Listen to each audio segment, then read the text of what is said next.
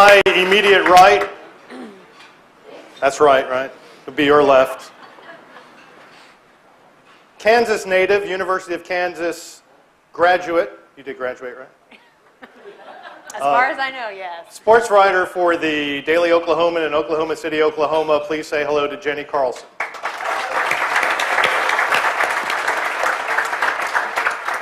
Next to her is a repeat Kentucky Sportscaster of the Year. She was here with us last year. Minnesota native, still a Brett Favre fan, are you? Yes. Still a Brett Favre fan. Until I die. Graduate of the University of Missouri. Please say hello again to Mary Jo Perino.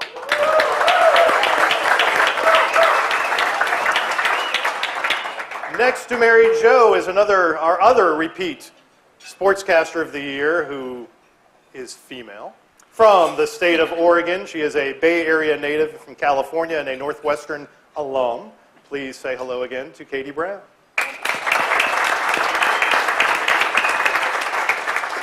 And way over there on the end, Least, but not less. I don't want to say I grew up reading her in the Boston Globe. Worked there for many years. She's in the Pro Football Hall of Fame. When I called her to ask her if she'd do this, she said, I had to get in the Pro Football Hall of Fame before I got an invitation to Salisbury. I've been waiting 30 years to come. We finally got her here. Please say hello to Lesley Visser of CBS Sports.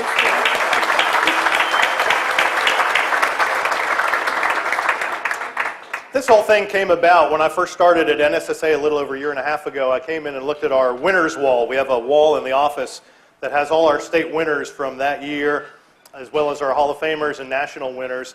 And I saw one face of color, and I saw 3 women on that whole board, and I said, we have some work to do.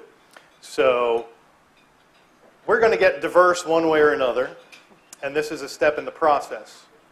I served on a panel last month in Indianapolis in conjunction with the Women's Final Four that was like this. A lot of it talked about women playing sports.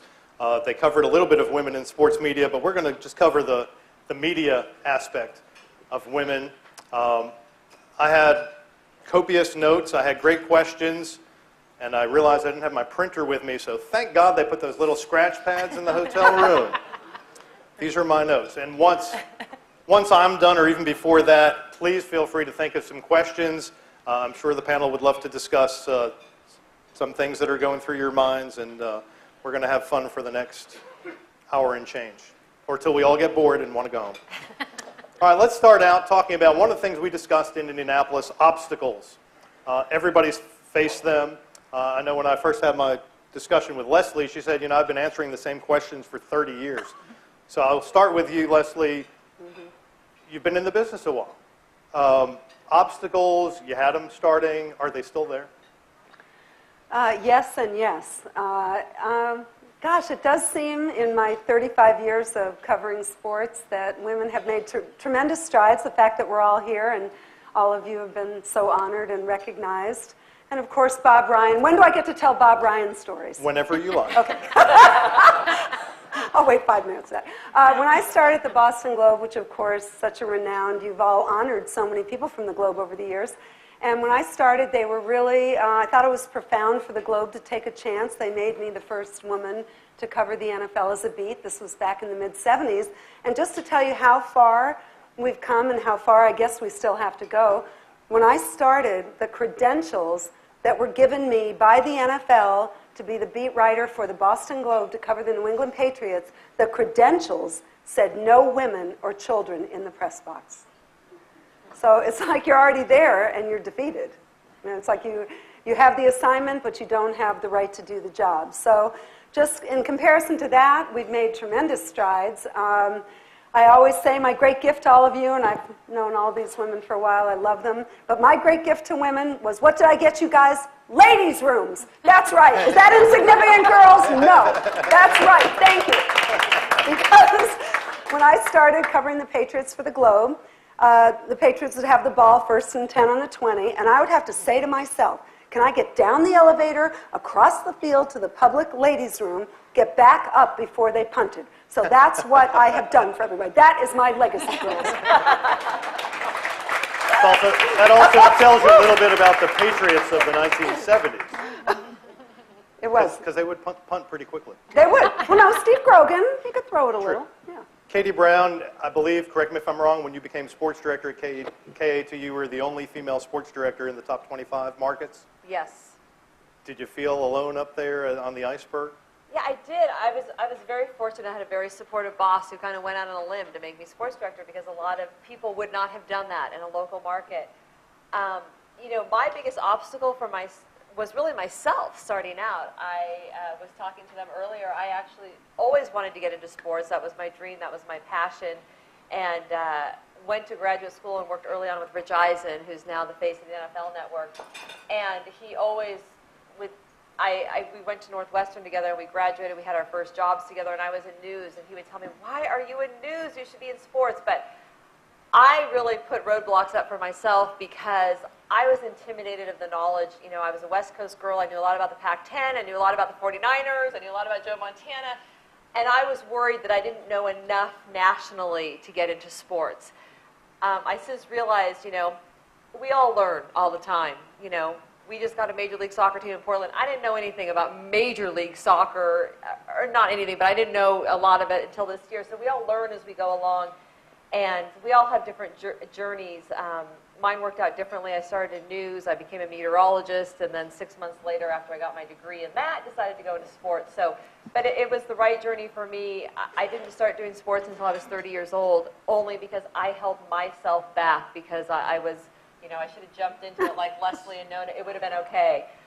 So I really held myself back. I think based on being so afraid to make a mistake that people would think, that woman doesn't know anything about sports. Because that's the big difference I really see.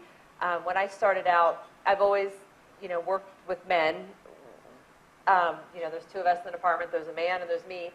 And I always felt like if I made a mistake, the viewers would write in, "You have that woman, she doesn't know what she's talking about." She said this.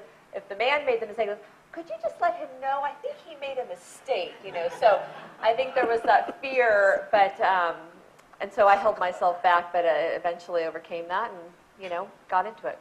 Mary Jo, obstacles for you coming up? I think, first of all, probably none of us would be here, and there are immensely fewer obstacles because of Lesley. I mean, I don't think there's really any question about that at all.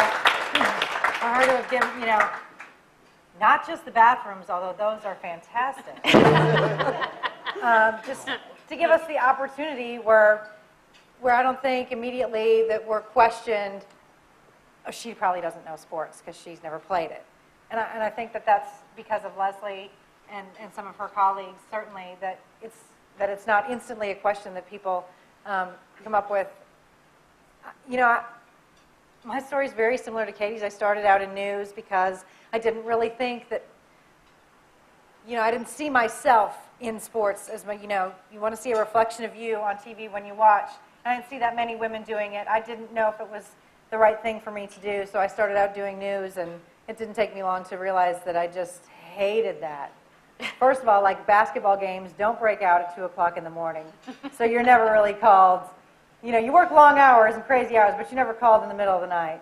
And it's always been something that I love, and it's very rare that there's a bad day in sports, and every day in news was almost a bad day. So I guess myself being, you know, as Katie mentioned, just getting comfortable enough in yourself and your knowledge and in your career to take that next step and to jump in.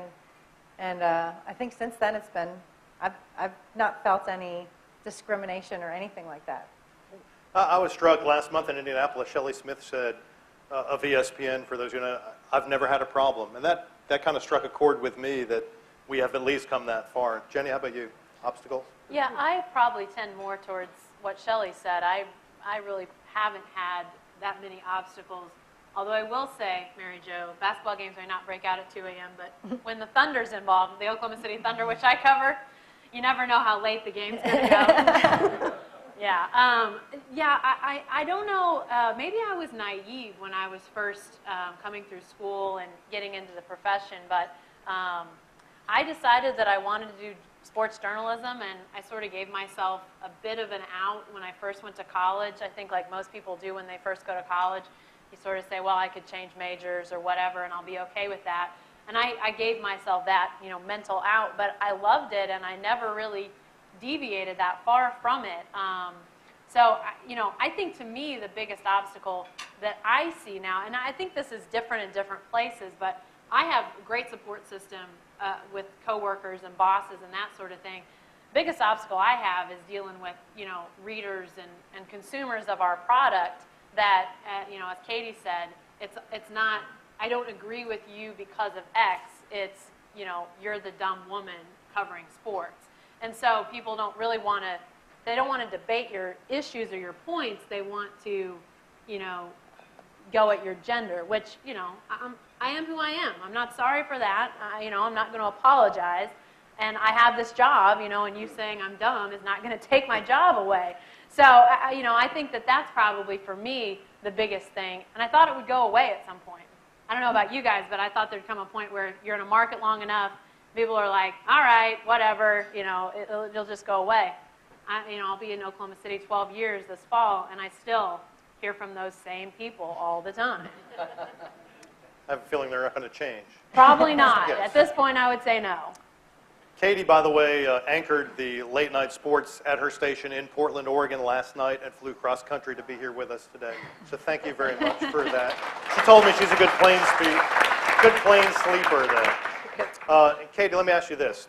We talked about obstacles. How about opportunities, in your opinion, or from what you've seen, have the job opportunities or opportunity for job advancement gotten better for women in the time you've been in the business? Well, it's a little tough for me to speak to that because I've been in Portland for 14 years, so I haven't left. I think one of the opportunities I have said, I felt like I had a tremendous opportunity within my job being a woman because I was different. At the time, there are a couple more women who cover, like for instance for us, obviously the Portland Trail Blazers are our main professional sports team that we cover in a day in, day out business. And when you go to practice and there's 20 reporters and you're the only woman, obviously you stand out. And so the coaches, the players, people know who you are over time. So I did feel like I had some opportunities there, but I am surprised when you said, Shelley said she's never encountered them, because I have had certain instances over the years. I'm sure this would come up at some point, but I was laughing. I was telling my husband today, just a couple years ago, I covered a Blazers-Spurs basketball game, and the San Antonio station had asked me to go into the Spurs locker room to get an interview with Tim Duncan for them afterwards. So it was nothing I was using. I was doing them a favor. And I went over to the locker room, and they opened it up, and the line of reporters goes in, and their guy stopped me. He said, "I'm sorry, you can't come in." And I said, "Excuse me, what's the problem?" He said, "Well, the guys aren't all dressed yet, so we're opening it up to men, but you're not allowed yet." Wow. And I could tell he was just genuinely naive. I mean, he was a newer employee, and he didn't understand the way. And I said, "Well, the thing is, you can't open the locker room selectively to some people. Once you open it, it's open it to all of us. So if you needed to help hold it closed." So it wasn't a bit, I just went to the Blazers, and I said, "Hey," and so I have encountered a couple small things like that. But, there have been big opportunities in terms of differentiating myself from other people because I am the only woman, and, I have a little bit different point of view. And the other thing is, I think, this may be going out there, but I think that being a woman sometimes, too, I talk to the players differently. You interact. I mean, for instance, Gerald Wallace, who came from Charlotte to Portland in a trade this year, and it was a tough trade for him because he didn't want to go. He loved it here in Charlotte. His family's here. And I knew it was tough for him. So I'd go in before games without my camera. I wouldn't even go in the camera. And I'd just talk to him and say, how are you doing? And, how's your wife and your kids doing? Are they coming to visit? And so he doesn't really know me, but instantly we developed a really good rapport because I genuinely was asking about how he is, and I don't think the men really thought about that or took the time to deal with that. So I think being a woman in that regard has helped me in cases. Lesley, you've worked in different media. Job advancement, better, worse, same, print, electronic? I have a couple thoughts, concurrent thoughts here. Number one, the greatest thing is for all of you who have sisters, daughters, friends, nieces, nieces, the great thing, as this panel shows you, is that women can aspire to anything in sports now. They can aspire to play-by-play. The great Doris Burke does it. They can be anchors. They can be reporters. They can be beat writers.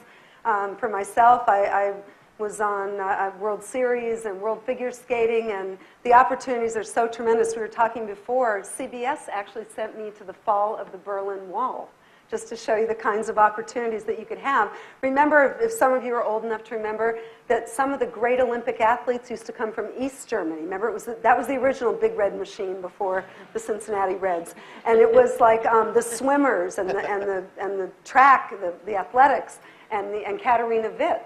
So CBS sent me just to do that little slice. But I mean, the opportunities, I always tell people, I think sports are the greatest passport, because it doesn't matter if you're a cab driver or a king, you have an opinion about Carolina, yay, Duke, boo. I'm not sure, is that right? Carolina, yay, Duke, boo. My wife liked that. Trying to read the room. But I do have to say that I disagree a little bit with you, and maybe it's because of my great training at the Boston Globe.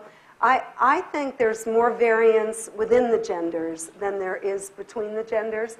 There have been, and maybe I was spoiled. I had people like Bob Ryan and Peter Gammons and Bud Collins, and they were just as sensitive as I was, or their interviewing skills, and it didn't matter. And you've seen, I mean, Frank DeFord could do an interview with anyone that would be the equal of any woman I've ever known. So I'm not sure that being a woman makes you distinct. I'm not sure it makes you distinguished.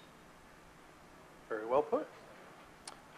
Mary Jo, you were at WLEX. You left for a year to go to Atlanta, work at CNN, came back. Talk to me about, you had to switch jobs. What was available for you to go and then come back? I learned through that process that nobody tunes into CNN to watch sports. At all. Not really your source for sports. But it was interesting. I got to cover a variety of different topics that in Lexington, you're very market specific. So I'm sure whether you're Carolina or Duke here, it's all anti-Kentucky, right? I mean, yeah, either one hates UK. But so I really got to branch out, and that was neat to be able to cover different sports. But I realized through that my passion was local.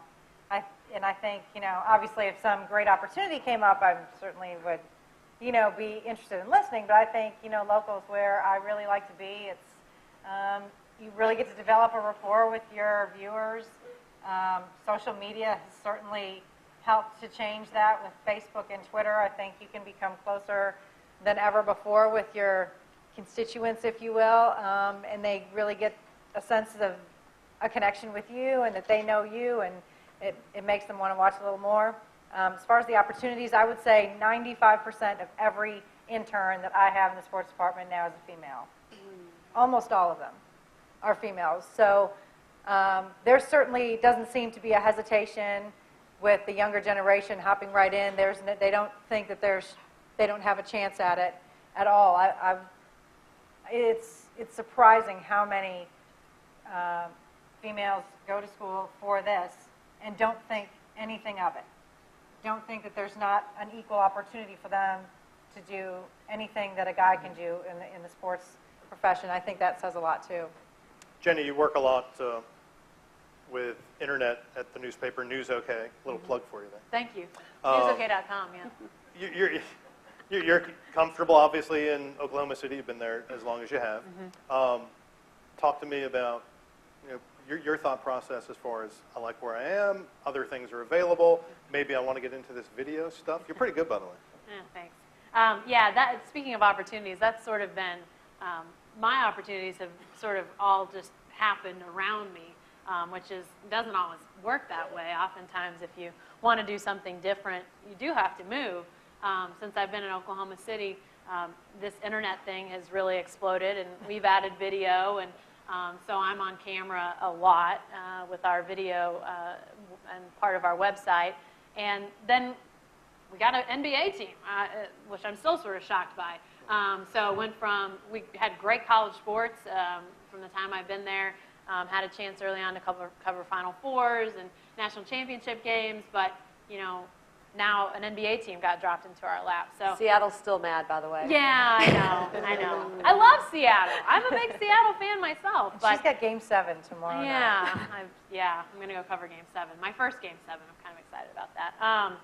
But yeah, I mean, I think that for me, the fact that I've gotten to do different things without really moving has been the opportunity that I've liked. If it would have been the same thing now that I was doing when I first started, you know, maybe I would have become a little more restless and gone looking for different opportunities. But I think especially the internet and just, you know, how that has changed everything with social media and blogs. And, you know, if you're in print, you're going to be on camera. If you're in broadcast, you're going to be writing. You know, everybody's just doing so much nowadays. I mean, it's challenging, but I think it's a lot of fun. And one of the things, Dave, that I've loved about local TV, why I've probably stayed there so long, is that I have such a great mix. You know, I anchor, but I also go cover events, so I'm not tied into like you're just in a studio anchoring or you're just a field reporter. You know, I anchor, but I'm at the football game Saturday. I went to the national championship, so it's just such a nice mix of being out in the field and being in the studio, which is tough to find on a national level. Let's talk a little bit about management, and that kind of ties into the opportunities. One of the points made in Indianapolis last month was that until women get in the hiring positions in management, then the numbers of women in the business aren't going to be there. Lesley, you want to lead us off with that subject? Well, let's see. I've been doing this 37 years, and I have never worked for a woman. So, yes, it can't happen fast enough for me. You know, all the men are great because they've hired all of us. I've had tremendous bosses who, all the way along the way, I pretty much was the first every time, so they all had to take a chance. But I just think it's really time that, or maybe are we impatient or is it time? It's time. It's time, okay, good.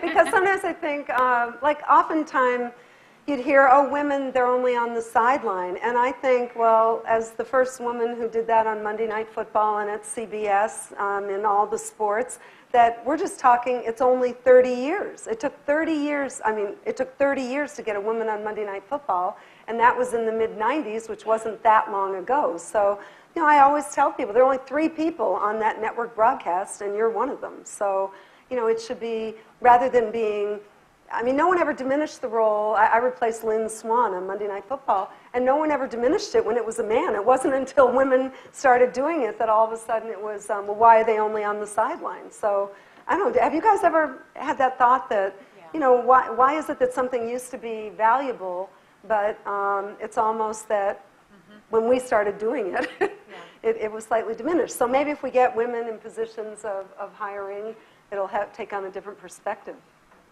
Anybody else want to weigh in on that? I think the big change we're seeing too is women getting into play-by-play. I mean, that was, you know, and it's kind of started out, and then it's really coming along. And now they're not only doing play-by-play, but they're doing play-by-play in some big games and doing very well. And is that, you know, that I guess that was the main thing when I think about my situation. I didn't even know, to be honest. I was promoted to my job 6 years ago. And it was the newspaper, the Oregonian, did an article on me when I was promoted, and they were the ones that uncovered that I was the only female sports director in a top 25 market. I didn't even realize that. And, you know, that was simply because of people willing to take a chance on somebody. And it's the same thing, I think, in play-by-play is the next big area we're seeing this explosion of women because, you know, women came along and that was just tougher to break into that. Now there are some women and they're doing really well and people are respecting their work, and so I think you're going to see even more of that as we move forward. I think somebody made the point in Indianapolis that maybe the reason that there aren't more women in management in newsrooms is that they're too smart to do that. Yep. I hadn't heard that, but I would love to hear that. But it seems to fit. Yeah, I think that is a point that we are going to see, you know, more sports editors, more sports directors, you know, more people at big networks that are making hiring practices that are women. But an interesting thing that I'm seeing, I'm involved with the Association for Women in Sports Media. Another plug, my apologies, but and she's done a great job. Thank you. You have. Lesley is actually our first Pioneer Award winner, about 10 years ago or so? My fiance, Bob Knuth, the other day said to me, Lesley, if you win one more Pioneer Award, I'm going to start making you wear a coonskin cap. But thank you, Jenni. That was a good luck. We're going to take you up on that. But that's one of the things that has been interesting for me on the board the last few years to watch. As women have seen, we have seen some growth, women getting jobs in sports media, but then the question becomes advancement. And I think for a lot of women, they do want to advance, but there are some women that, you start having kids and you start, do you want to be on the road, 100 days out of the year? How do you want to balance all that? So it's a really interesting time because as we see the numbers growing in the entry level, then at some point, a lot of these women are, getting to the point of being wives and mothers, and how does that all balance out? And so that's a whole other challenge when it comes to management because it does take some time for people to get enough experience to then become managers. I don't know what the answer to the question is. I just know that it's out there. I just know that it exists, that we do have women that would like to get into that point of management. And sometimes it is that the opportunities, they aren't given those opportunities, but sometimes it's that their life takes them in a different direction. And so the numbers go down. I think what Lesley said earlier about, the time. Would we love to have things 50-50 tomorrow? Yeah, but let's be honest. Nothing happens overnight. March Madness as we know it now was nowhere close to what it is now, 50 years ago, 25 years ago even. So it takes time, and I think that this will as well. Anybody want to do play-by-play on this panel? No. Anybody? No, and I was a terrible anchor, I have to tell you guys. CBS, you would not have admitted that you knew me. CBS one time said they wanted me to host the early show on CBS, which the ratings are still, I didn't ruin it, but the ratings are just not happening for our early show. But they said for a week, we want you to do it, and I was so beyond terrible. Here's what it was. Everyone watches the Today Show, right? Or Good Morning America, no one watches CBS early show. So I'm out there, and I don't cook, and it's the middle of August, out on Trump Plaza, which is outside New York City, and right across from the Plaza Hotel, 59th Street. I'm out there interviewing an Indian chef over a clay oven in like August 7th, 108 degrees. Meanwhile, the Today Show, right, which just dominates, had James Taylor live singing, with Bon Jovi, and right, and it was outdoors, and that's all you could hear on our show was Bon Jovi. When I'm dripping over the clay oven. Well, needless to say, I was not invited back. So I have tremendous respect for you guys. Well, at one point I want to just add what Jenni kind of alluded to, and I know, Mary Jo and I talked about this a little bit, but I have, been in broadcasting for 16, 17 years. I've been in sports for 10. Without question, the most difficult year of my broadcast life was a year ago after I had my daughter. I have, one child. I kind of was joking with people. I'd say, I came to work here when I was 26. Can I have one child? Am I entitled one child? And I even... Like China? Because I work in a two-person department, and so I was worried about it because when I was leaving on maternity leave, it meant they had to hire a freelancer, and I was worried about that. I had petitioned for a modified maternity leave. I was going to come back after. Anyway, it all changed. I was gone for 3 months, and literally I came back and fought for my professional life for the next year. I kind of half-jokingly tell people that I didn't even get to enjoy my daughter's first year because I was in a battle to save my professional life. And I know, Dave, I told you last year, when I won this award last year, I honestly believe that partly saved. I won the AP award in Oregon and this, and I think my general manager said, okay, you can't get rid of her, she's whatever. But, I honestly have never fought for my career like I did after I had a kid because it was really, really tough. I don't know if you feel this way, but I feel like it's a fight, an internal struggle almost. If you've got something going on with your child that might conflict a little bit, not even ruin your workday, but you're going to be an hour later, 2 hours late, that you almost feel like I can't tell them it's because of my kid. I can't tell them it's because of my kid because they're going to think mommy's just, is going to be inconsistent at work. And I don't know. I certainly sometimes feel that way. No, I work differently. I stay till 2, 3 in the morning. So I do as much or more than anyone, but I do it maybe on a different schedule. But you're exactly right.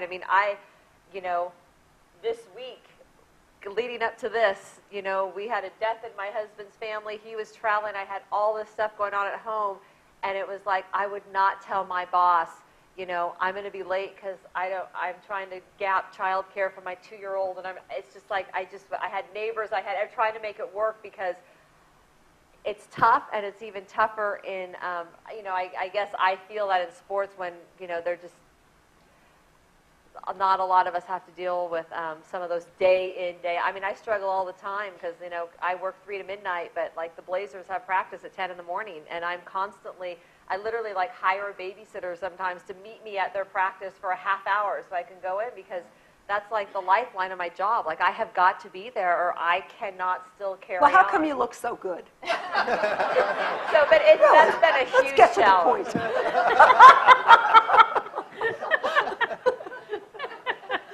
And I have to say, had I taken lessons from you, I'd still be working because I won the North Carolina Award after I got renewed.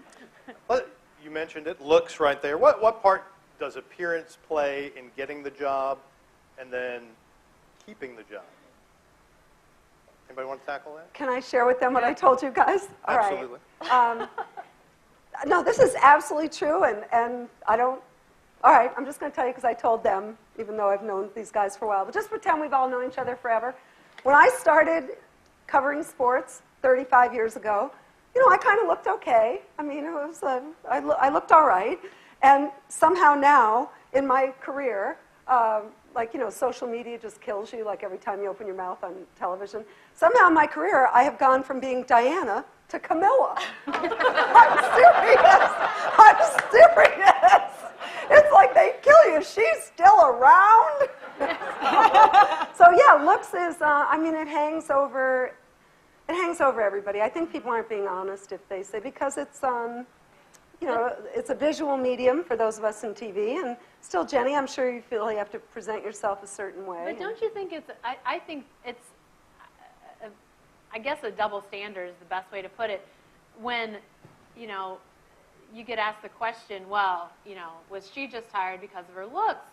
Well, what's to say that somebody who looks good on camera also isn't good on camera? Right. I mean, let's be honest. People get hired on TV, whether male or female, because they look at least presentable on camera, I would think, in most cases. So, you know, but I just don't understand why, if you look good on camera, that automatically means you have no idea what you're talking about. I mean, I see plenty of women on camera, whether it be play-by-play, sidelines, reporting. They look really nice on camera, and I know they know what they're talking about. So that's what I don't get, is how looking good automatically means dumb. You know how I've always said it, though? I've always said there are 2 kinds of women who do what we all do. There are women who love sports, and they end up in TV, and then there are women who just want to be on TV, and they end up in sports. Yeah. And I actually think the viewer can discern that. You know, normally those don't last a while. Yeah, you know, they don't last a while. But it is, you know, I think about when I first came in, and I almost, when I started, I felt like there was a breaking in period of even the athletes and the teams that I covered, kind of trying to figure out, okay, is she for real? Is she here? You know, so, you know, I mean, back when I started, now I'm old. Now I'm like, you know, everyone who say plays for the Blazers, I'm like as old as their moms, you know. But back when I started, I felt like there was a breaking in period where the people on the team kind of were trying to feel out whether I was just there, why I was there. And, you know, when it became clear that I was there for the right reasons and covering the team, you know, that's not an issue now. You know, I've been covering the team just about longer than anyone else on TV, and so those things don't come up for me anymore that came up early on in my career. Hey, Dave, can I ask you a question that follows up on that? Absolutely. You're talking about how you look, and recently we've had what I would consider a setback with this Brazilian bombshell. Has that affected you, or has it affected your profession? Maybe it hasn't affected me personally, like at the level that I work at, but I am really sensitive to those things because, you know, I feel like there have been so many incredible women that set the stage for where we are today. I mean, honestly, and I know Mary Jo kind of pointed to it, but honestly, without Lesley and all the work she's done and a lot of the women who she works with, we would not be here today. I mean, they are the ones that made this possible for us, and so that's really sacred to me. And so when I see people come in and making storylines at times for wrong reasons, it upsets me. Like, I get mad. I want them out of the business too, to be quite honest, to keep it for those of us who really care about what we're doing. I think you're right. What do you mean, bombshell? Did you notice? I didn't notice any bombshell. Did you see some of the pictures? You know what? I think I had to do this for my own sanity. Maybe you guys have done this too. When I first started, there were so few of us that we all were on each other's Christmas card list, and I mean, you've known them all, you've honored. I mean, Sally Jenkins and Jackie, they were like the class right behind me, and Robin Roberts, and we're all best friends. But I think we all used to have a sense that we represented each other, that we were, and now what I have to do with what your point is I just have to say, I hope I'm representing these women, but you can't represent everyone anymore. I think you're right, though. I think they get fleshed out. The ones who are in it for another reason aren't necessarily in it 10 and 12 years later. I would say, and my husband knows this, and Larry Vaught, who's the Kentucky Sports Writer of the Year in the back, will know this. I have a double standard absolutely every single day because, and not that I don't adore my coworker, but he wears jeans and sweatshirts that are 2 sizes too tight for him. Well, now. Am I right? I'm right, aren't I, Larry? No, this is not Larry. I'm just talking about a guy that I work with, and cowboy boots. I mean, I couldn't every day, but I could never come in dressed like that. Even though I, feel like I've established myself and been there long enough that it doesn't matter anymore. But I could never get away with what he's able to get away with, looks-wise. I think that the question about the gal in the Jets locker room, the thing that, to me, I always come back to with that is she was credentialed.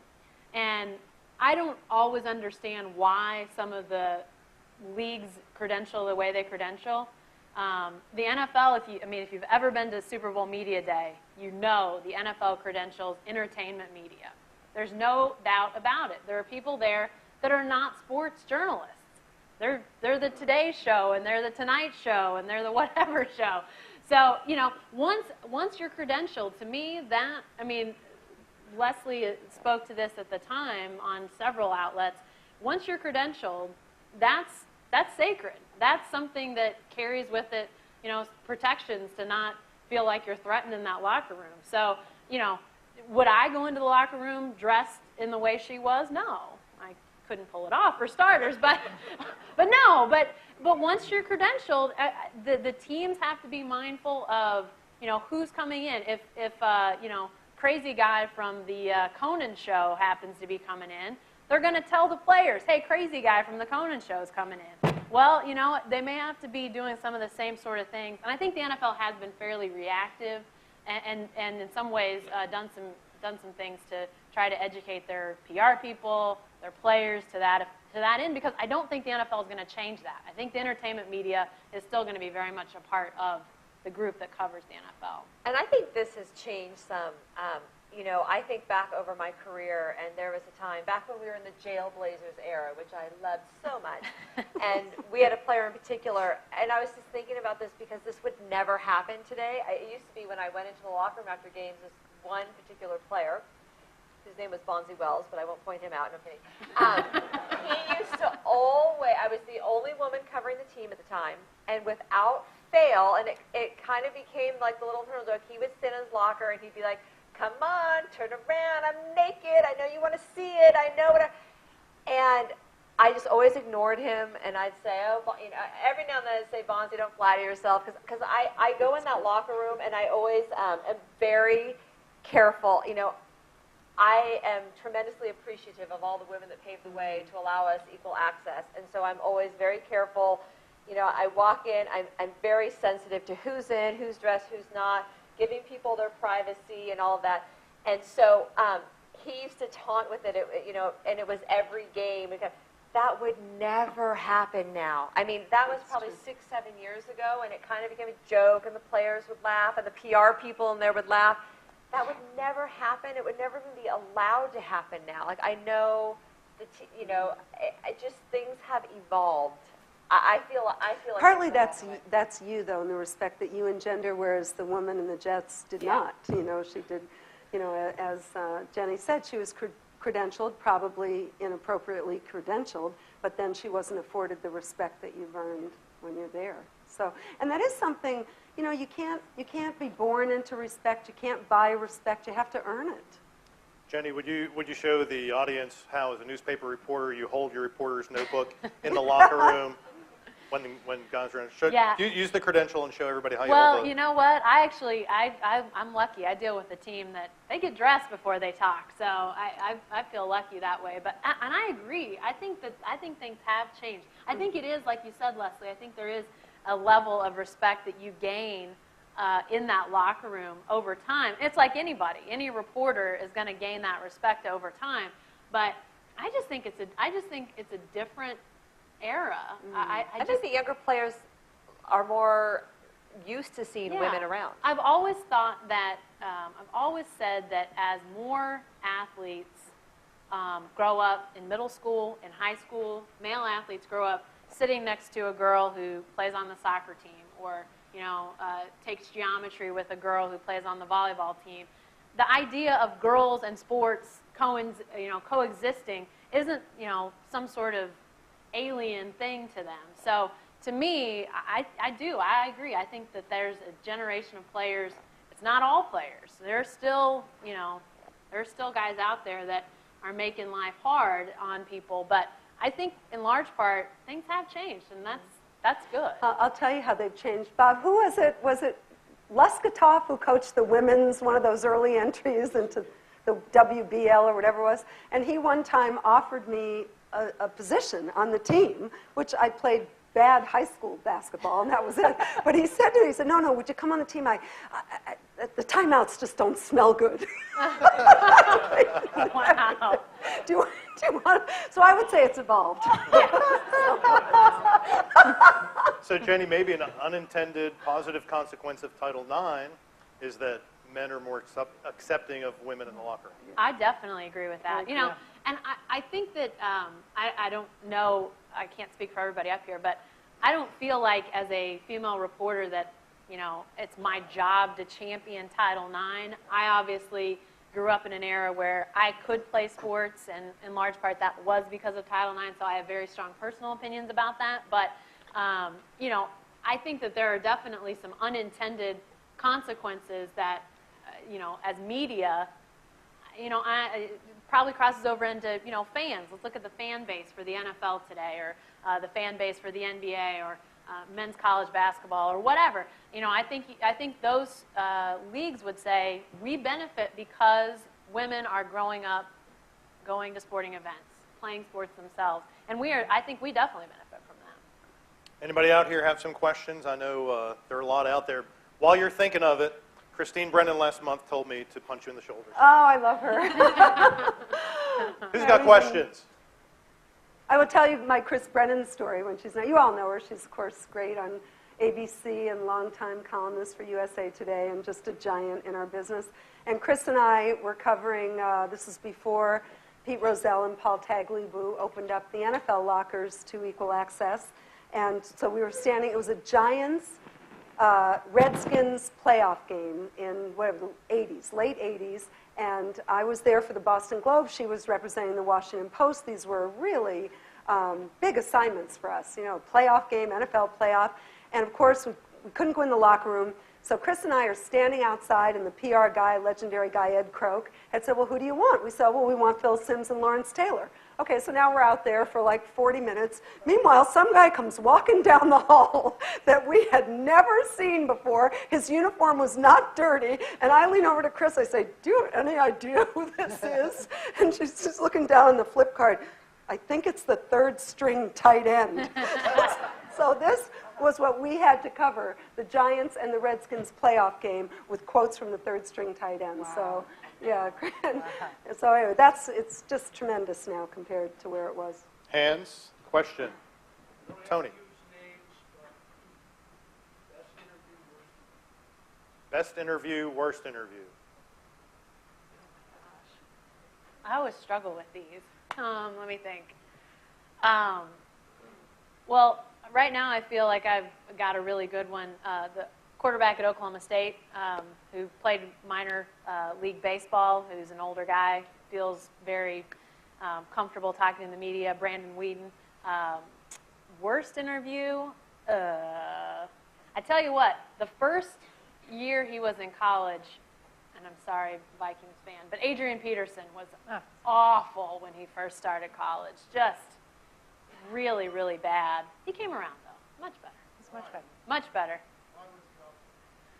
Why was he awful? Now come the good hard follow-up question. Yeah. You know, I think he'd grown up kind of guarded, smaller town in Texas. I think he'd probably also been burned by some people in recruiting, and had probably had some trust issues, if I had to guess. But I also think people, and this is not a women in sports media issue, but this is just a media issue. I think a lot of times people assume that young college football players in particular are dumb.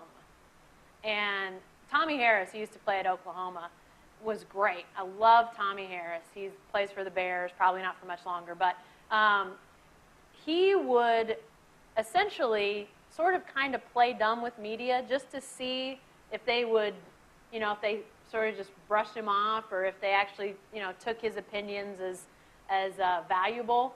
And he would kind of size people up. And once he sort of saw that you weren't going to treat him like a dumb jock, he was great. He was fantastic. But I think that lots of times young, especially football players, for whatever reason, sort of have a little trust issue almost. And I think sometimes reporters prove them right because they ask them dumb yes-no questions. You know, don't just ask, you know, well, that was a great 230-yard game, wasn't it? What are they supposed to say? Yeah? I mean, ask an intelligent question. You might get a good answer back. I would say worst interview, probably Billy Gillespie, who was the head coach at Kentucky 2 years ago. He survived 2 years. I don't know if you, and I'm sure I'm not the only one who would think that. He actually had some run-ins with Janine Edwards, who works for ESPN. I don't know if anybody liked interviewing him.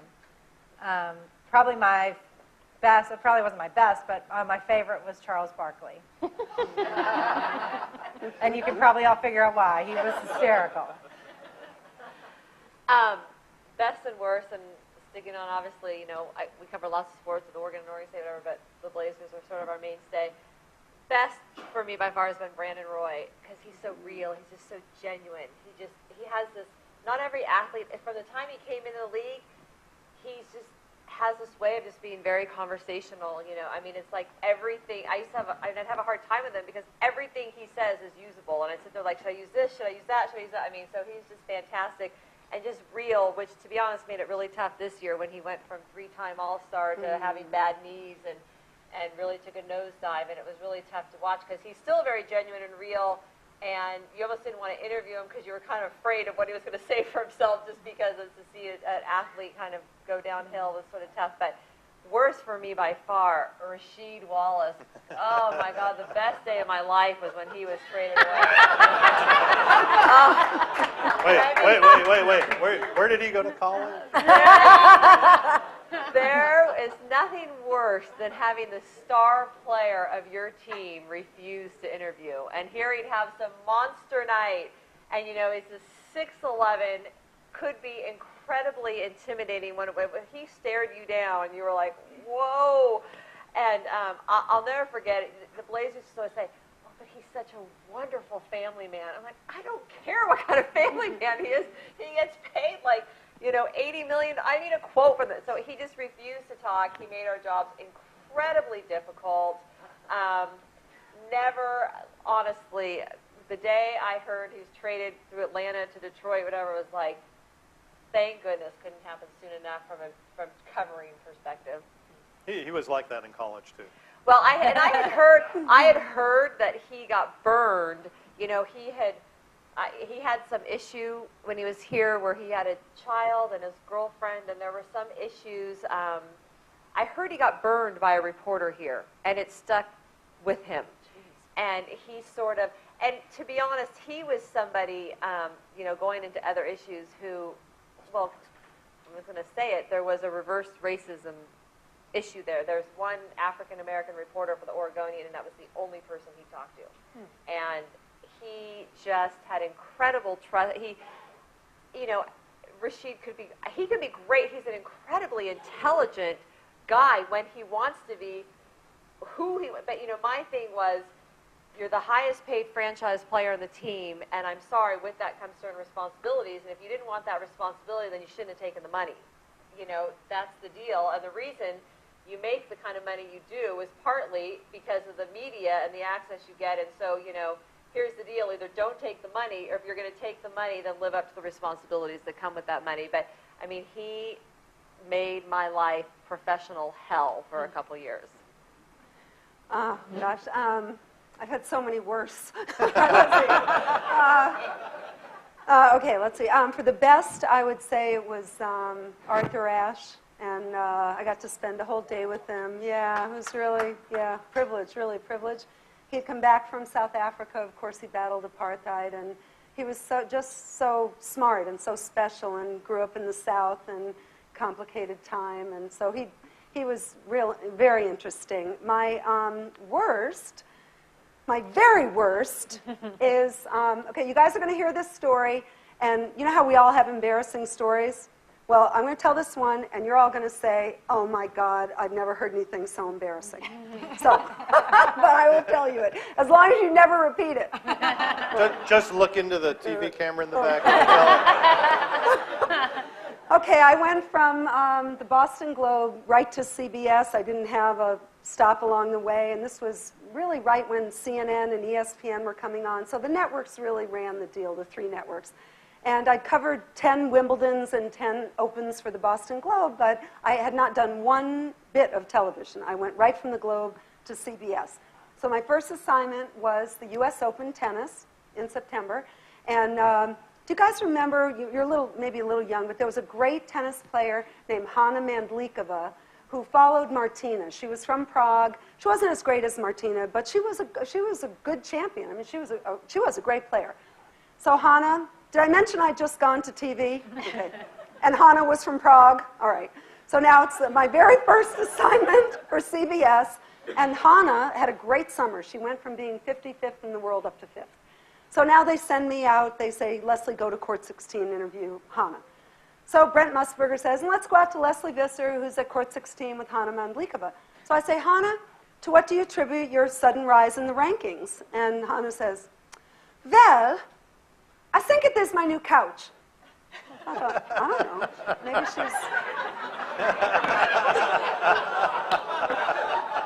Maybe she's sleeping better. So I say, oh, did you get some new furniture? And she says, having no idea what I'm talking about, she says on network television, oh, don't be ridiculous. Billie Jean King, my new coach. That's right. That's right. You're never going to hire me, are you? You're never going to hire me. That was pretty bad. That was pretty bad. Right. It's so bad. That's so bad. That was good. I like it. Anybody else? Question? Back in the back.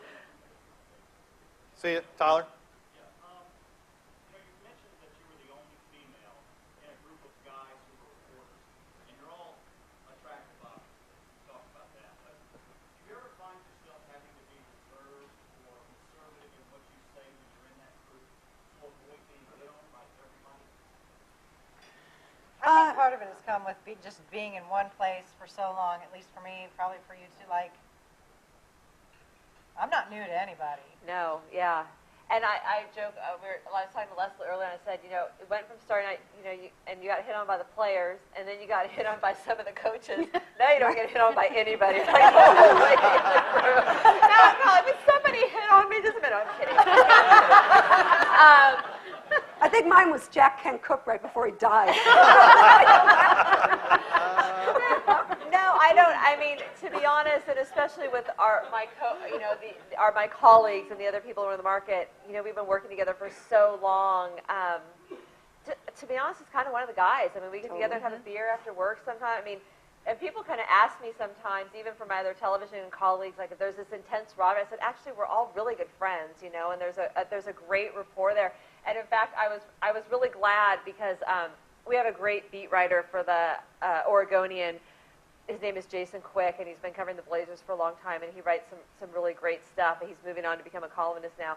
And I was so glad because at the end of the season, just like a month, 6 weeks ago, the Blazers played Dallas, I don't know, maybe a week or two before the end of the season in Portland, and we all kind of were looking at thinking, oh, Portland-Dallas could be a first-round matchup.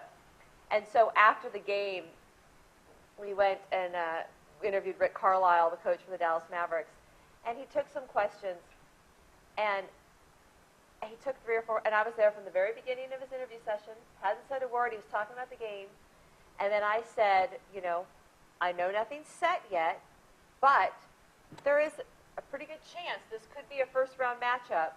So, what did you see out there tonight, or how do you like this matchup? And he just looked at me, and quite honestly, and I'm sorry if anyone is friends with Rick Carlisle here, was the biggest asshole in the world, and looked at me and said, I already answered that question. He hadn't answered that question. It hadn't even come up. And, I mean, he was a total jerk. And afterward, the Associated Press writer said, I almost followed up and asked the exact same questions. And I was so glad because then Jason Quick, a couple days later, wrote a column about, he was writing about Nate McMillan, actually the Blazers coach, and how well he treats people. And he had said, compared that to some of the other coaches. He said, for instance, Rick Carlisle, who, unnecessarily berated a local reporter here. Anybody else have a question? We have about 10 minutes left.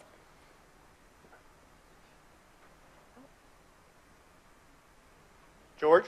Sorry, I couldn't see around the speaker.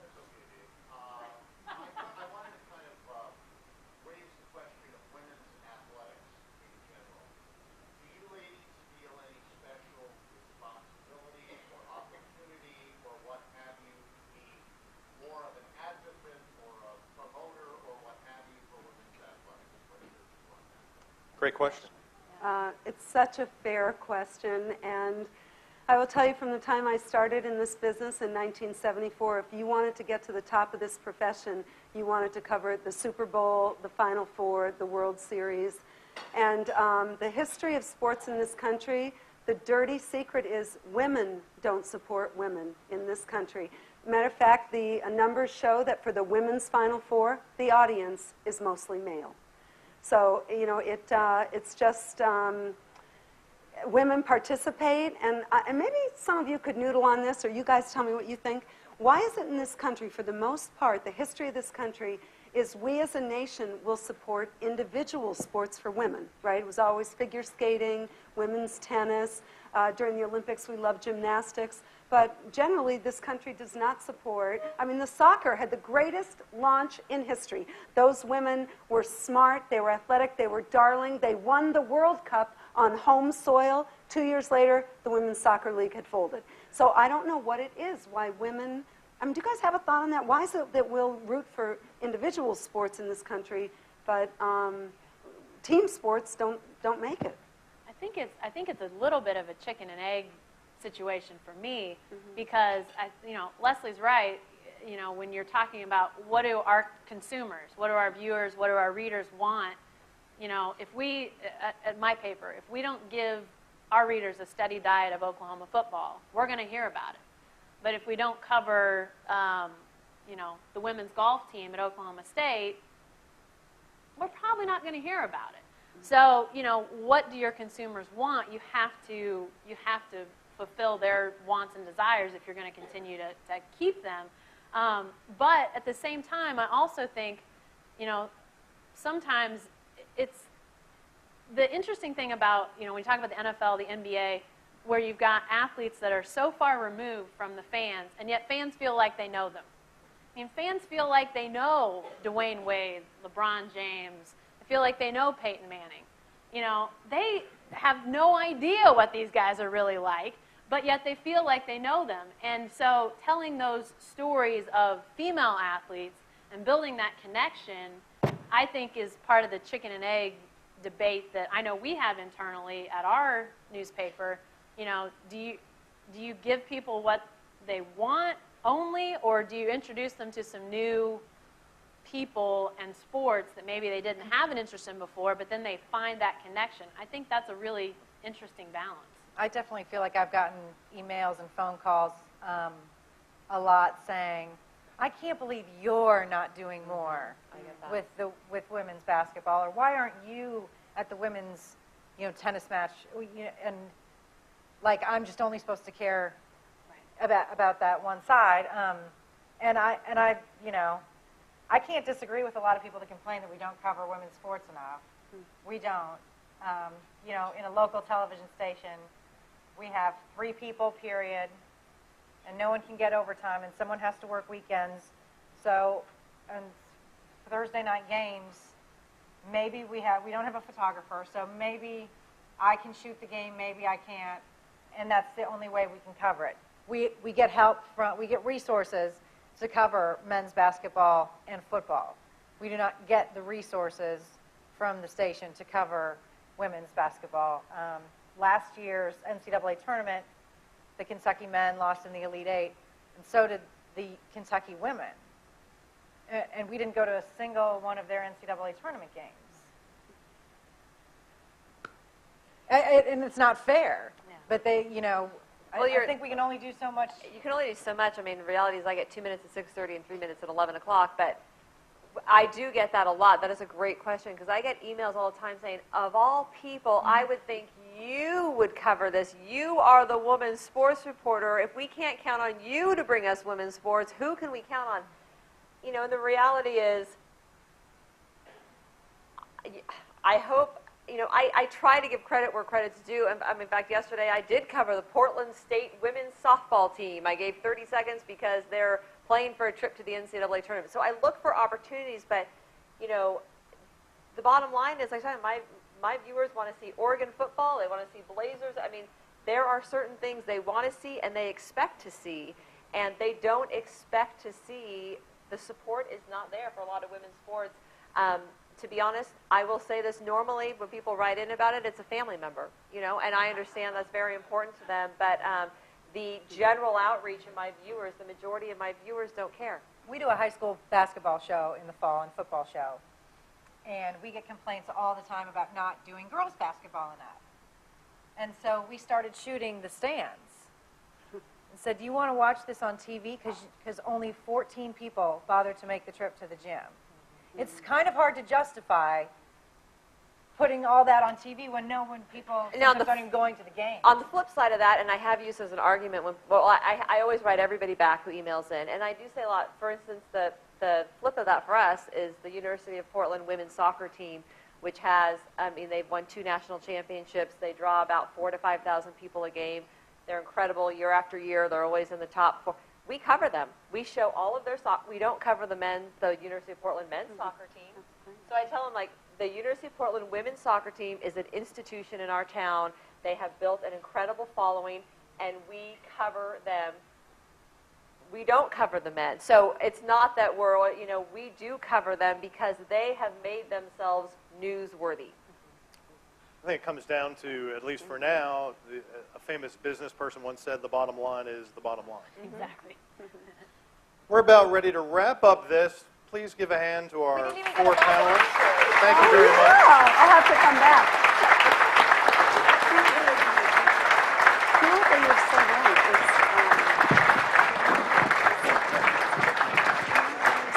they're not nonprofit.